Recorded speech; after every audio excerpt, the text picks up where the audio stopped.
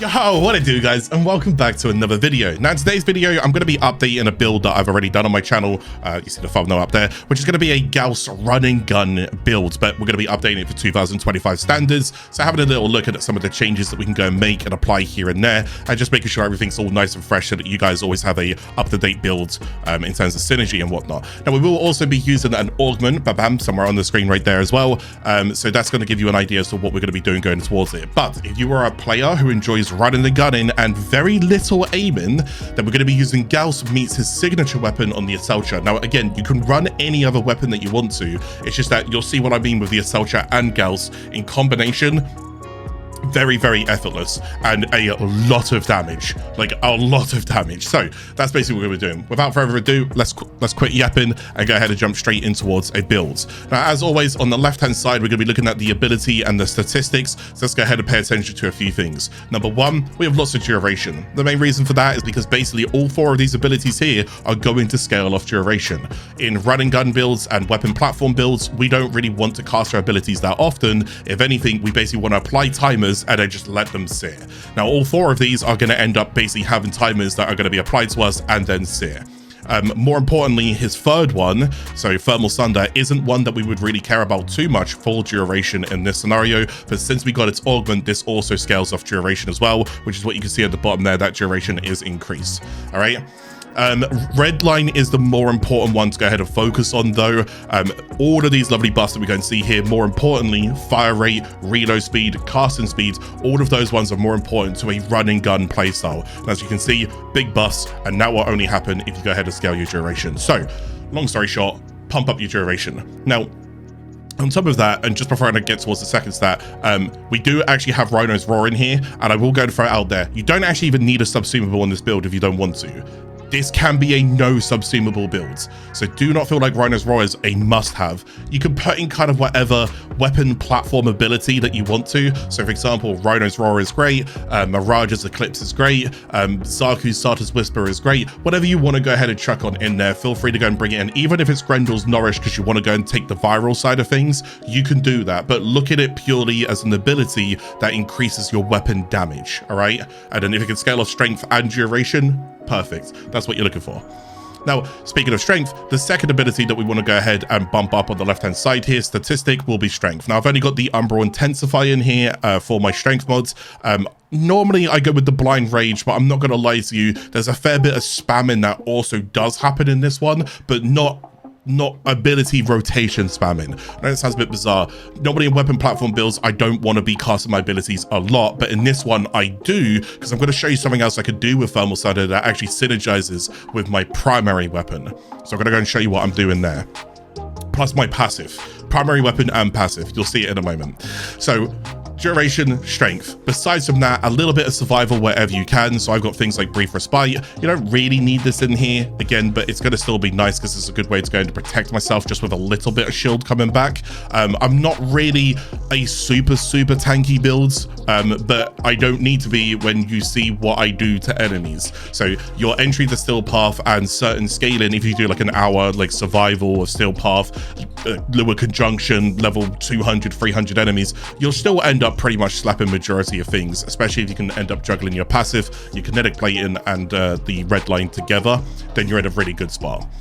But besides from the shield gating side of things with Brief Respite, I also go ahead and throw in the Rolling Guards. Those are like my only two protections outside of the kinetic plating ability that is going to be active on me, in which strength, as you can see here, it says 29% to 100. Strength is going to allow me to basically start that damage reduction on this a bit higher, depending on how much strength that I have base early. So the more strength, essentially it's always going to scale up to 100%. All right, so you can actually go ahead and be straight up invulnerable to particular like IPS and whatnot. So if an enemy heavy gunner tries to shoot you, you can actually go and just completely protect yourself if your battery's at 100%. Again, that's to do with the passive, but we'll get towards the passive in a bit, all right?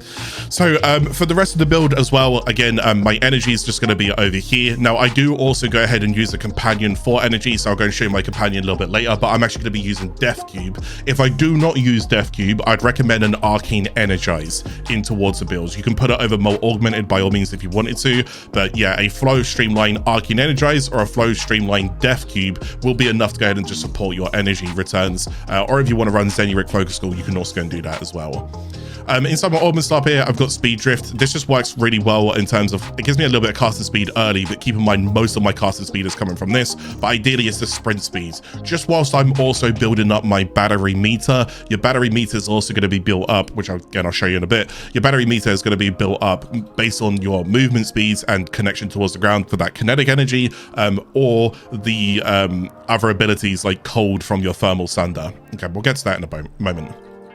Now, it is key to go ahead and make sure that you do have a bit of range in this build. Please do not absolutely gigahertz it. Now, I'm at 79%, and again, it's going to be important for what we're going to be doing with the primary weapon. So please do not overly hit. Don't put this down to 34%. Don't put narrow-minded in and then not put stretch in. Put narrow-minded in, but then follow it with stretch. You're going to need some, all right? It's going to help you.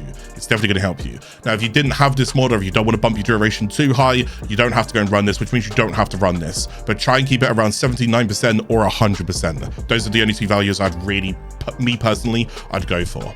I think I covered most of all of that. We'll go ahead and quickly go into the Arcanes just real quick, and then we'll talk about the Augment. So as for the Arcanes, I'm running Arcane Rage. This just basically means on headshot, I go ahead and get a chance, a 50% chance for 180% damage to my primary weapon for 24 seconds. Again, I'm not going to lie to you, a lot of the time, I'm not really aiming when I'm doing this, but on the off chance that I do happen to go ahead and just see an easy headshot, I'll go ahead and pop a couple here and there, and then I'll go back to just literally spamming in towards the ground, which again, you will see.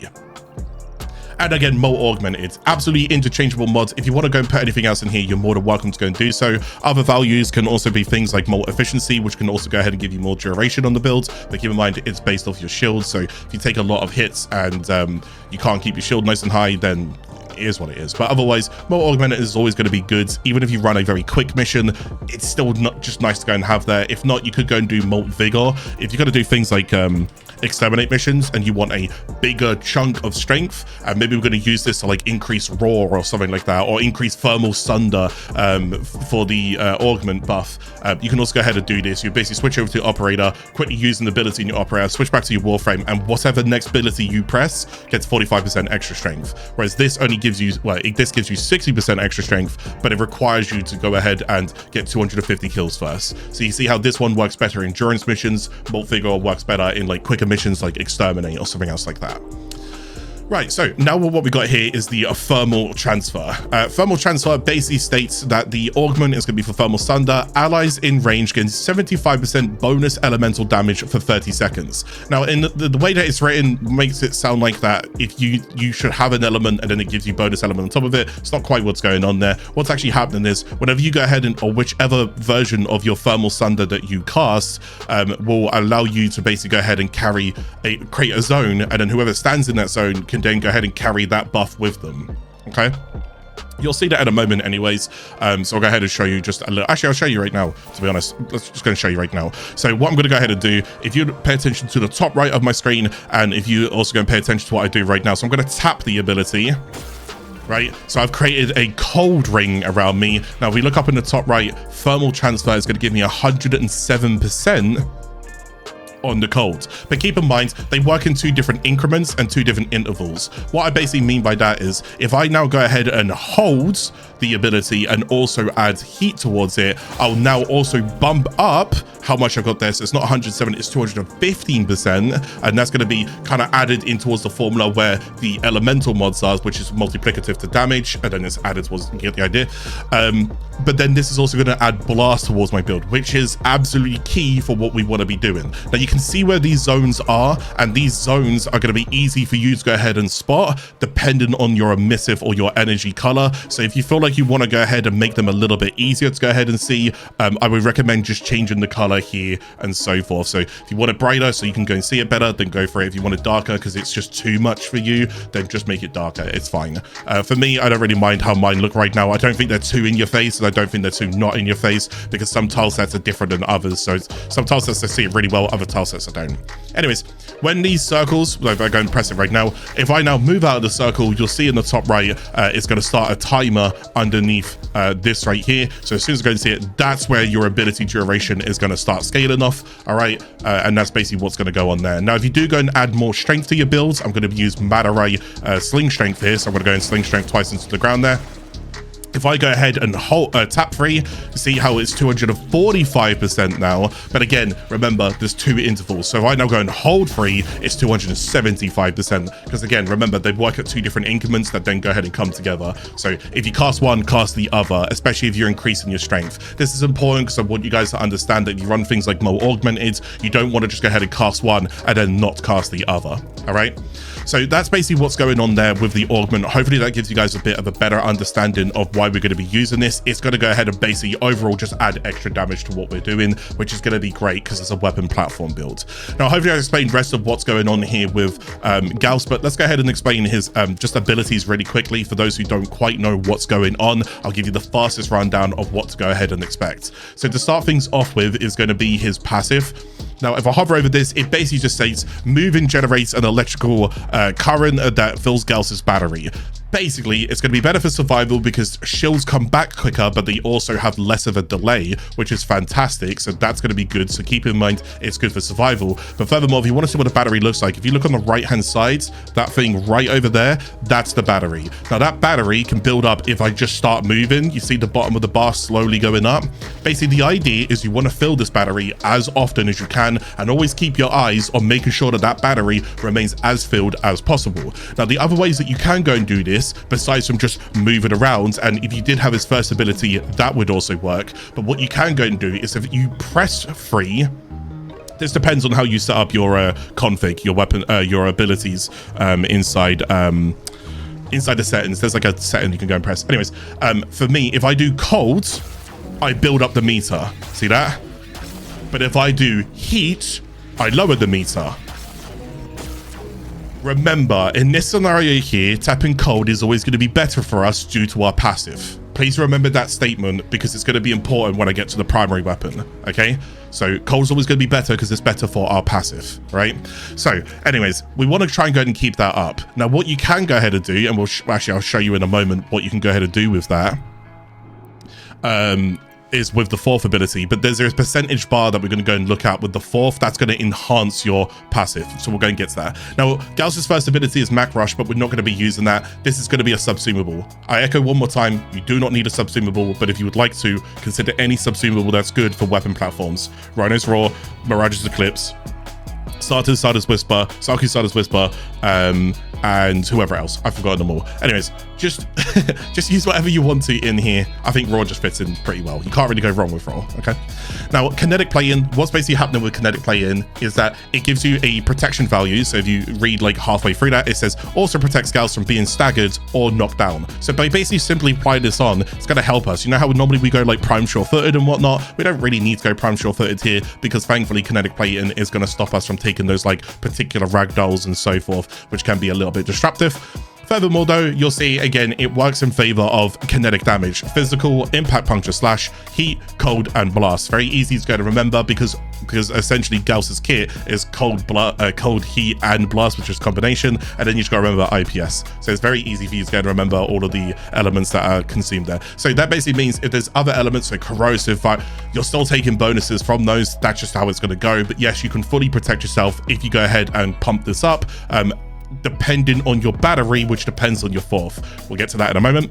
Then we got Thermal Sunder, and again, normally Thermal Sunder is essentially an area or like an effect that when you go ahead and put cold down, you're essentially putting cold procs on enemies. If you put heat down, you put heat procs on enemies. If you put cold and heat down, you basically create a combination of a blast zone effect. So we're going to blast enemies. Now this can also be enhanced by, again, red line. So let's talk about red line really quickly. So not only are we going to be using red line to go ahead and get all of these buffs, but we're going to be scaling an awful lot of different things with red line. So let's talk about a few different things. Number one, down inside the bottom right, we've got the bar, right? The passive. So if I now go ahead and press 4, look at the passive now. You see how it's now not only draining the battery is actually being drained right now. So if I do move, I can counter that drain, which is good. But I've also got something where it says 0%. Now my goal is to make sure I keep, if I just stop right now, can you see that line on the bar? You see that line? That line there, right next to the 25, 26%, whatever, and you see it's just about to drop underneath it. That line is very important because that basically builds up your bar, and we want to try and keep our bar above the line. My goodness, I don't know why I struggled to say that. Keep your bar above the line, long story short, okay? So keep moving, keep casting your third ability, all right? You don't have to overly spam it, as you can go and see. But what actually happens here, when you hit 100%, as we're about to go and hit it, when you hit 100%, boom, I can now stand still, and if you look, I'm not draining anymore. This basically fully amps him and supercharges him, so now that when he's in this state, he's in a really good spot, and I'll show you just how much of a good spot he's in. These are level 225s. Let's go and summon 20 of them. Let me go and stand right here in the face of danger. I'm going to press 2, which is my second ability, and you see the ones that do go ahead and shoot me, so there's going to be a lot of stagger right now. You see how I'm clearly being shot? See how I'm taking no damage?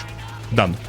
Because they're basically shooting me with IPS values right now. However, as my red line expires, I'm going to go ahead and get hit here, okay? So we watch it expire, that's gonna fall off, and there goes my health slowly trickling down, all right? So this is what I'm talking about, how red line can be advantage for you in terms of survivability. So your seconds, your damage reduction on your second is going to scale depending on how high your bar is.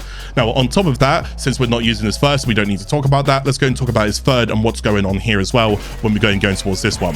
So if I go ahead and summon these guys again, and we'll go ahead and just tap 3 on them, if you go and see that, it's a cold proc. But if I go ahead and move down here and build this bar all the way up again, this is going to take a little bit of time, so please forgive me. What's going to happen is, instead of me just instantly give them a cold proc, I can actually go ahead and freeze them. Instead of me applying just like, I think it's just 1 heat tick, I think I end up applying 2 heat ticks on the other one. And when it comes towards blast, if I go and do blast, I can fully armor strip an enemy as well, which is also fantastic, as you could imagine. So we're just about to go and build this bar up right now. Sorry that I'm just doing this live, but I just figured it would be the best way to go and show you guys. So if I go ahead and press 3 now, fully frozen, get that. Now I can also go ahead and combine that with heat. Watch this, fully armor stripped, so that's also good. Or if I go over here towards these ones that are not armor stripped and I do just heat, as you can go and see there, a bit more damage applied towards it. All right, so that's basically what's going to go on there. So you do also have armor strip inside this kit as well, depending on what your battery percentage is. Long story short, work on your battery percentage. We good? All right, try and keep it as high as possible. So I think that's a quicker rundown of the kit. Hopefully there's a few like little other intricacies that's kind of hidden, but I figured I'd just go and give you guys more of a generic rundown, so hopefully you don't mind that. All right, hopefully you can have a level of trust in like what I'm saying here as well. So let's go and talk about let's go and talk about his Archon Shards first before I go and get into his weapon. Let's go talk about his Archon Shards. So as for Gauss, I'm not gonna lie to you, it's pretty simplistic. Number one, I want to make sure that I got maximum energy filled on spawn. You do not need to go and have this as a Tau Forged amber. You can have this as a normal amber. It would give you 30%, but as always guys, I want to go and enter the mission. I want to go and cast my abilities, and I just want to go and run and gun. Okay, I don't want to build up energy. I don't want to have to go and look for this. I don't want to go and pad for that. I'm just going to go and chuck a shard on. I'm good to go and start casting all my buffs, and now I'm going to run and gun. Okay, so this is really good. That's going to allow me to do that. Now from there onwards, it's very simplistic. Who would have thought it? It's ability duration. 4 times ability duration in here is going to work out really, really well, because again, a lot of stuff down here is scaling off ability duration. So I can't really go wrong with these. That's why I'm trucking them on there. Lovely jubbly, good stuff. That's basically Archon Shards in a nutshell. You could go and consider particular, let's say that you want to go ahead and run like a very specific if you was going to go ahead and run like a very specific heat thermal sunder build and whatnot, you could go and consider things like topaz. If not, you can go consider things like violet with like an electric kind of builds. Again, I kind of just put them on the screen there, but yeah, otherwise just keep it simple. Amber and 4 reds, you can't really go wrong. Now, up from there onwards, we got the Acceltra, and so let me go and talk about why Acceltra was important here. So let's go and have a little look at the builds. So it's a very standardized build, a very typical build of what you'll see in here. Let's talk about what you do want and what's interchangeable. We got the serration, off we go. So this is just damage. We also got the multi-shot, just multi-shot, so basically damage. I got my criticals in here, good stuff. Just managed to go and crack tier 1, which is also good. So this is looking nice as well. And then also got my little viral combination down here. But do also keep in mind that I'm also getting blast coming over from my thermal sunder. All right, so that's going to be really nice. Now, since this thing does go ahead and shoot into the ground, it's got a radius range thing here. Prime Firestorm is going to work really, really well. I want to go ahead and really not aim, and I mean like really not aim. We'll go ahead and do a live demo in a second. You'll see what I mean. So Prime Firestorm is going to work really, really well. However, this one's the most interchangeable. It just depends on what you want to go and run in here. Honestly, you pick and choose. I'm not even going to tell you. Just go choose whatever you want to go and slot in there. If you want quality of life, put quality of life. If you want more damage, put more damage. All right. Let's talk about something. Can you remember when I said that Thermal Sunder is probably an ability that we might have to go and spam just a little bit more often? That's where Frostbite comes in. So when I go ahead and tap free on my third ability, Thermal Sunder, not only is it helping my battery build up and try and sustain over the percentage bar on the passive to help me go up to 100%. So I'm going to be doing that anyways, but then this synergizes with it because it says on cold status effects, I get critical damage and multi-shot that stacks up to 40 times. So this automatically synergizes with what I'm doing, and I'm going to get free critical damage and free multi-shot. Can't really complain about that. So you see how it all kind of like comes hand in hand. Now, there is something that I did want to go and tell you guys, which is actually kind of interesting as well, is there's another build that's kind of similar to this, but it's with Hotshot Arcane, which is a brand new Arcane that just came out in Tekra Encore update. Hotshot will actually add more critical towards your builds, but you have to put the critical chance, you have to put that Arcane on your Warframe. The problem with it, can you remember what I said earlier about cold is always naturally just going to be better than heat in terms of how it works for Gauss and building up your battery? That's the problem. So you'd have to keep spamming heat all of the time as well. Try and, if you want to, try and do both of them. Try and do Hotshot with Frostbite. You'll see what I'm talking about. Synergy, oh my god, synergistic. Practical, oh my god, I'm just, at this point, I'm not even shooting. I'm just tapping free, I'm holding free. I'm tapping free, I'm holding free. Way too often. That's not what a running gunner wants to do, okay? Tapping free every so often is good. Tapping and then holding free continuously is not good, all right? So anyways, that's basically what's going on there. Now, a few other extras that I do go ahead and have is the companion over here. I'm going to be, oh, I'll just go ahead and get this up instead because it'll be quicker. I do have the Deathcoon Companion. Now, like I said, if you're not running Arcane Energize, consider this little guy. He's going to do pretty well, but you can go and use the Energy Generator. Whenever he goes ahead and gets an assist, after 10 kills, he will drop an energy orb as well, which is just going to be nice for the builds. This means I don't have to go things like Zenuric Focus School, or I don't have to go Arcane Energize. Now, do keep in mind as well, in order for him to go and do that, he does need to go ahead and attack. And if he is going to go ahead and attack, my choice of weapon is Hellstrom, because it launches a swarm of micro missiles. These micro missiles, when hitting on enemy, have a splash AoE around them. Thus, instead of him hitting just one enemy, he can hit multiple. There's the build that I go ahead and run there. It's basically just a primer build. I don't need him to do damage. I just basically need him to go ahead and just tickle the enemy, and then when I kill them, I go ahead and get some free energy. So furthermore, it's better off that he just becomes a bit of a primer, which is always nice for me as well. Even though I'm not really scaling that off of it. So that's basically going to be the build and what's going on there. You can see how certain things go ahead and come together. I don't believe there's much else to go ahead and see here, so I'm going to go put some gameplay up on the screen and just going to show you guys exactly what I'm talking about and how it all works. So you will go ahead and notice straight away just how unbelievably easy this is, because I'm not really aiming.